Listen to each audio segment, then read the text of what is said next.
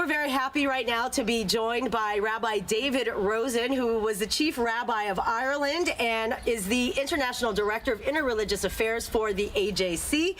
Thank you so much, and it's so nice to meet you right here at this very important location. Of my namesake. Of your namesake, there you go. So it's almost like you built this retaining wall. There you are. But I was being a bit naughty looking over there when Bathsheba was doing her morning ablutions. Yes, you did a little bit of hanky-panky, as you say, right?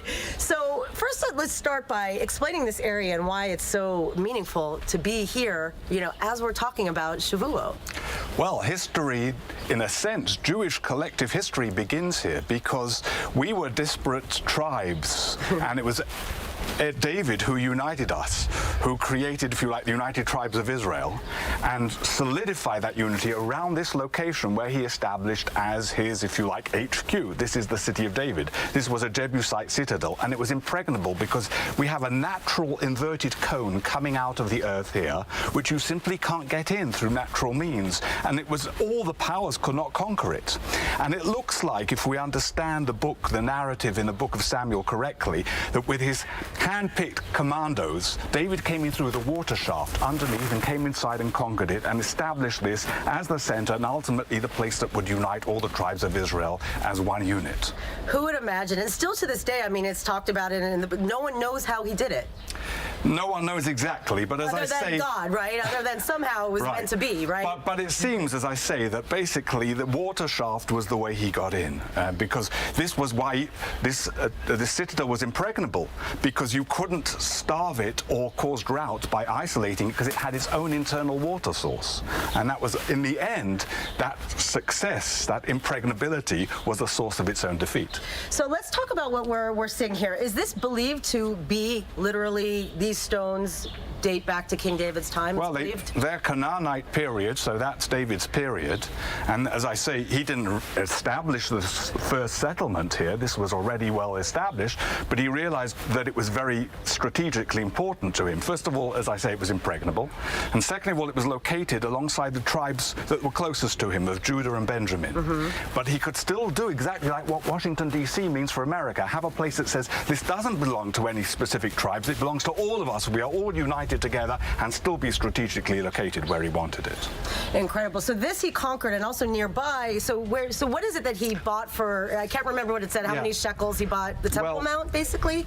The relationship between the ancient Israelites and the Jebusites here seems to be a complex one. While this was conquered, he purchased the hill north from Araunah the Jebusite, the threshing floor of Araunah, in order to establish that as the religious center, understanding that a political center is great to solidify unity, but if you really want unity, you need to have a spiritual center. But of course, you remember, as the Bible indicates, through Revelation, he was told that his hands, because they were full of blood, because he was a warrior, he was not the suitable person. This would be passed on to his son. It was Solomon who actually established the temple. It appears that between these two hills was a valley, because this was an impregnable inverted cone. They obviously chose a location for a reason, right? And they had to fill in what was the milor, probably the fill, to connect these two hills to make this saddle-like formation.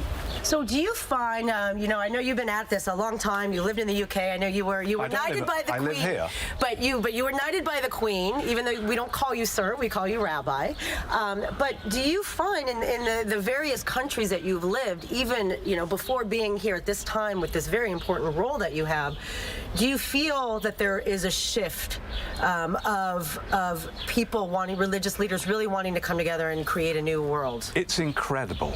Of course, it doesn't generally get the headlines, because what sells newspapers and boosts TV ratings tends to be the sensational and the negative. That's not the media's fault. There's something in the human breast that likes the sensational more than the positive and the constructive, and maybe it's just too pedestrian for our needs. But the truth is, never in human history has there been as much cooperation, collaboration, communication, and working together on the part of the different religious communities. It's such an exponentially growing industry that I'm traveling about 50% of the time. That was before Corona, And you were of just course. in Saudi Arabia, hosted by the king, by the prince? Indeed, I was hosted by the Kingdom of Saudi Arabia and had the privilege of meeting with the King of Saudi Arabia, the first rabbi ever to do so, to be hosted in Saudi Arabia and to meet with the king there. And that's another... Did you talk about Jerusalem with him? Or you Look, kind of are getting there gently? You don't want to come on too strong. I was there as part of an interfaith delegation, and we are a body of 9 people who actually are the leadership of the Center for Interfaith and Intercultural Collaboration and Dialogue established by Saudi Arabia, which is actually based in Vienna because it was established together with Austria and Spain and the Holy See. And to endorse the fact that an Israeli rabbi is on the board of a center initiated by Saudi Arabia is not a small thing. And we were invited by the government of Saudi Arabia to express their thanks, and that's what the king wanted to speak to us about, and it was a fascinating conversation.